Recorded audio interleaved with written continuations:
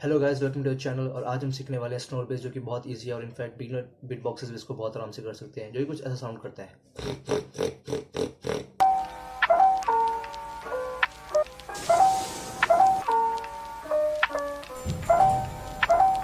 Okay guys, तो सबसे पहले तो स्नोर बेस करने के लिए हमें 3 स्टेप्स आने चाहिए, जो कि बहुत ही सिंपल है और कोई भी कर सकता है इसे। कोई ज़्यादा टफ बेस नहीं है और one of the coolest base है ये। तो इसके लिए हमें सबसे पहले क्या करना पड़ेगा, हमें 3 स्टेप सीखने पड़ेंगे। उसमें सबसे पहला स्टेप है स्नोरिंग। स्नोरिंग मतलब खराटे मारना बेसिकली। तो अगर आप खराटे मारने आते हैं तो ऑलरेडी आप इसका पहला स्टेप क्लियर कर चुके हो। जिनको नहीं पता है कि स्नोरिंग या खराटे कैसे मारते हैं, तो बेसिकली क्या होता है कि जब हम सोते हैं या फिर हम एकदम से बहुत सारी एयर अंदर लेते हैं, तो हमारा जो उल्वा होता है, मतलब कि जीभ के ऊपर उल्वा होता है, वो वाइब्रेट करता है, जिससे कि साउंड आती है कुछ ऐसी। तो इसे मतलब स्नोरिंग और खराटे कहते हैं। तो अगर आपको स्नोरिंग खराटे आते हैं तो ऑलरेडी आप इसका पहला स्टेप कर चुके हो और इससे आपका स्नोर बेस और इजी हो जाएगा। सेकंड स्टेप जो हमारा आता है वो बेसिकली है इसको स्ट्रेच करना। स्ट्रेच करने का मतलब है कि हमें जो अपना जो हमारी स्नोरिंग साउंड है, जो कि हमारा खराटा, हम जो मतलब खराटे मार रहे हैं जो, उसको हमें खींचना है, मतलब स्ट्रेच करना है। तो जितनी देर तक आप उसे कर सकते हो, जितना लंबा कर सकते हो, उतना बढ़िया रहेगा। तो जैसे अगर मैं बताऊँ कि मैं कितनी देर तक स्नोरिंग कर सकता हूँ, तो कुछ ऐसा करेगा। तो आपको इसे और लंबा खींचना है, मतलब इतना भी चलेगा। वैसे मैं इतना स्लोअर बेस पहले करता था, लेकिन अब मैं इतना अपने बीट्स में नहीं डालता हूँ। कभी कभी मैं करता हूँ, क्योंकि एक इनवर्ट साउंड है और इनवर्ट साउंड से तो काफ़ी हेल्प होगा। जैसे कई बार आपको बहुत सारी ब्रीद आउट हो जाती है, आप चोक हो जाते हो बार बार आउटवर्ड साउंड्स करके, तो आप इनर साउंड के लिए इसको ले सकते हो। और एक केस मेरे साथ ही बहुत अच्छा लगता है और BFGs के साथ भी। तो आप इसको ट्राई कर सकते हो। तो आपको इस नोट को और ज़्यादा स्ट्रेच करना है, कुछ ऐसे।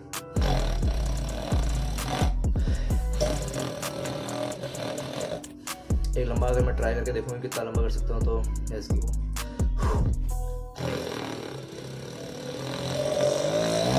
तो आपको इसको और लंबा करते जाना है।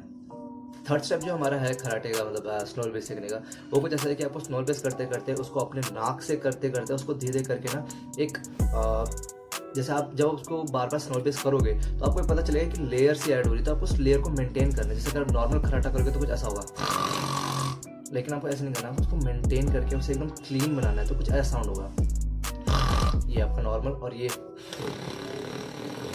मतलब बेसिकली आपको अपने जो माउथ पोजीशन है वो थोड़ा टाइट रखना है और आराम से उसको नाक से धीरे करके ऊपर लेके जाना है। मतलब बेसिकली जैसे आप अगर स्नोर बेस को यहाँ से कंट्रोल कर रहे हो, तो आपको थोड़ा ऊपर कंट्रोल करना पड़ेगा। जैसे ये रेगुलर प्रैक्टिस से आएगा और इसको आपको बार बार ट्राई करना पड़ेगा। तो कुछ आपका हल्का फुल्का ऐसा साउंड होगा।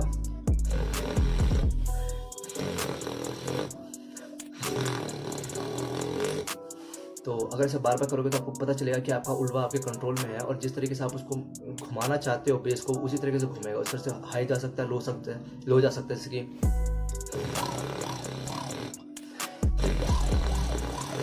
तो ये आपको मेंटेन करने पे आएगा कि आप बेस लाइन कितनी ऊपर ले जा सकते हो, कितनी नीचे जा सकते हो। तो अगर आपको बेसिकली आप इसकी प्रैक्टिस करते रहोगे और बाबा अपने स्नोरिंग पे ध्यान देते रहोगे, उसे कंट्रोल करते रहोगे, तो आप स्नोर बेस बहुत आराम से सीख जाओगे। दूसरी बात यह कि बहुत ही आसान बेस है और मोस्ट ऑफ द रूटीन में यूज़ होता है। हर बीट बॉक्स से यूज़ करता है, क्योंकि ये बहुत ही अच्छा साउंड करता है माइक पे। और एक कभी भी जैसे कई साउंड्स होते हैं जो माइक पर ढंग से नहीं आते हैं ड्यू टू अलग अलग माइक की वजह से। जैसे कहीं आहूजा के माइक्स होते हैं, कई कंडेंसर्स होते हैं, लेकिन इस साउंड का ऐसा कोई प्रॉब्लम नहीं है। ये हर टाइप के माइक पे आता है और बहुत अच्छा आता है और क्लीन आता है। इनफैक्ट सुनने में बहुत अच्छा लगता है। आप कुछ प्रैक्टिस बीट चाहिए तो आप इसके कुछ रूटीन्स बना सकते हैं। मैं अगर कुछ फ्री स्टाइल करूँ तो कुछ ऐसा करता हूँ मैं।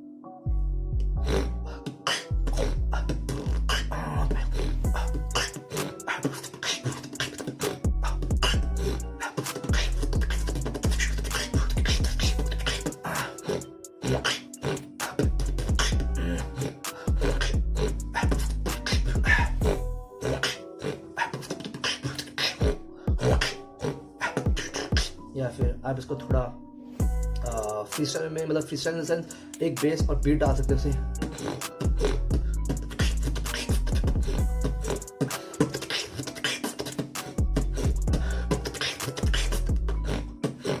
या फिर ऐसे कर सकते हैं।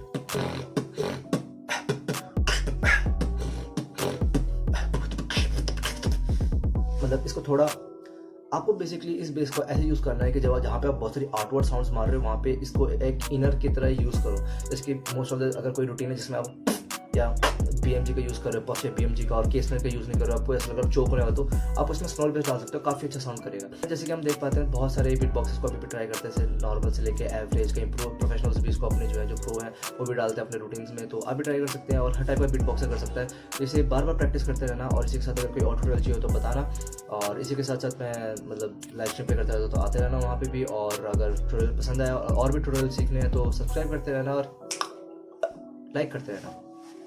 Bye bye.